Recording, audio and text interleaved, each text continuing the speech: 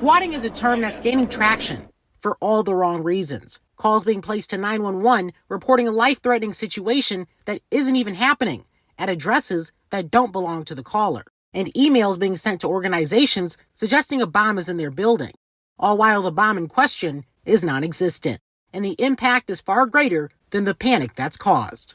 It can happen to anyone, and it can happen to any organization.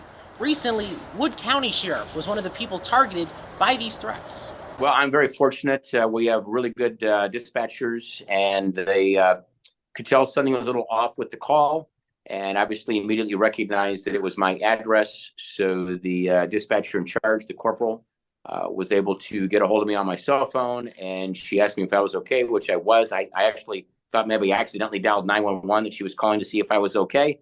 And then she had told me about the swatting call, and obviously there were no issues at my home. Talk about swatting here in Toledo. When we're responding to these type of incidents, we're putting our officers and our community at risk, especially when we're operating Code 3. These types of incidents could prove to be deadly in our officers responding, or a resource that's not available for somebody that truly needs it. So are there different levels of difficulty in terms of tracing these threats when it comes to the variety of methods used to engage in swatting? Everyone's unique. There's different investigative tricks that we use that I won't get into. But yeah, so if it's a call, if it's an email, if it's a website that somebody's posting onto, it requires a different response from us on how we investigate that.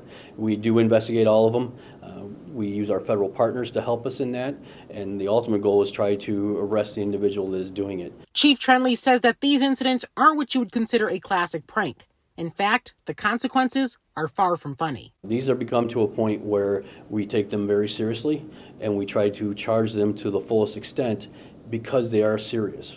Just kind of talk about how you prevent being worn out by it, because if you're going to repeatedly respond with the same force and energy, it's going to get old at some point. And so how do you prevent your officers from getting complacent?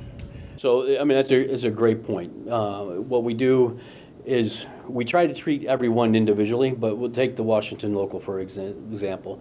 That was our fourth or fifth one from the same number that night. So at that point, the officers have a good idea that that's going to be a false alarm, if you will, false call, but it's something that we still have to respond to, we still have to take seriously, and we still have to be there and investigate it, because we can't become complacent, as you said, and you never know when the next one's going to be real. So we do have to treat everyone as if it is a legitimate call, even when we do know there is been a record of them happening across the country, because we'll see it, it'll move from state to state to state with the same type of MO where they're calling in and saying this. So the message is simple. Don't engage in swatting. But if you choose to, there will be consequences for you and the others impacted by your choice to divert crucial resources from those who need them most.